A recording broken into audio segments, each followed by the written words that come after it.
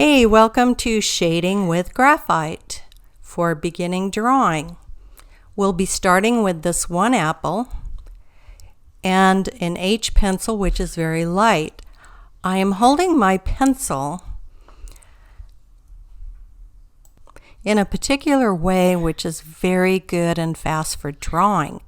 It's not the way you hold a pencil to sign your name or write something.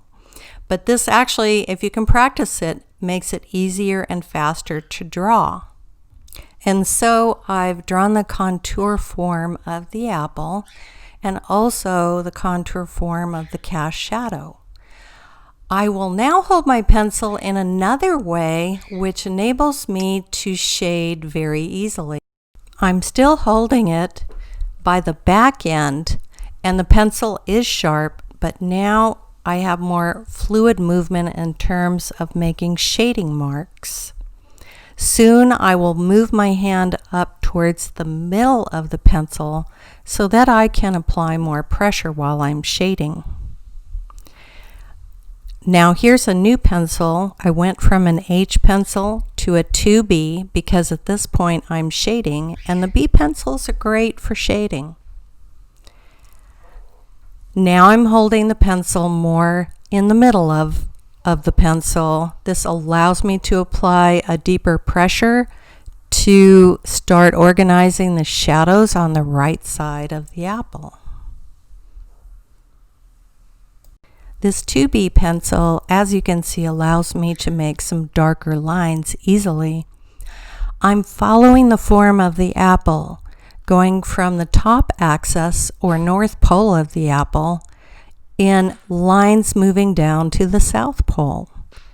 At this point, I'm going to put in a fake apple stem just because I think it looks good. So I'll invent that. And I'm shading and highlighting the stem appropriately so that it looks more realistic.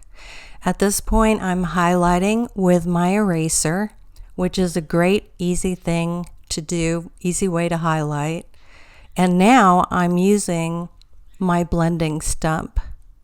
Your blending stump makes it so easy to smooth out some of the striations and lines that you make with your pencil.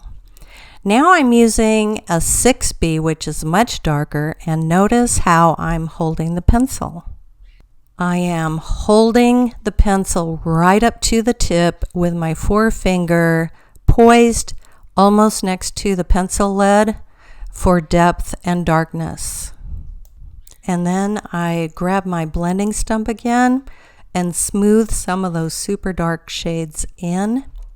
The apple does show some lines, but for the most part, it's a pretty smooth textural surface. I'm taking my eraser now and I'm cleaning up my edges to show the sharpness of the edge of the apple.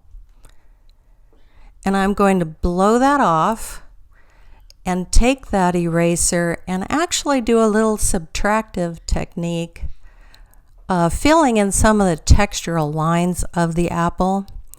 Many times I'm exaggerating those textural lines for emphasis.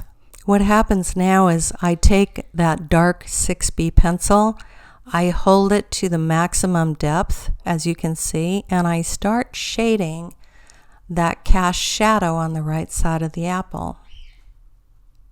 Notice that the apple's cast shadow has clarity when it's near the apple, but as the edges move farther and farther away from the apple, it gets fuzzier and lighter.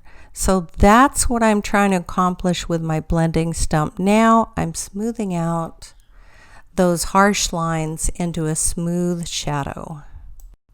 At this time, I'm taking my large eraser and I'm sort of using circular motions to buff out the edges of the cast shadow so that they look realistic.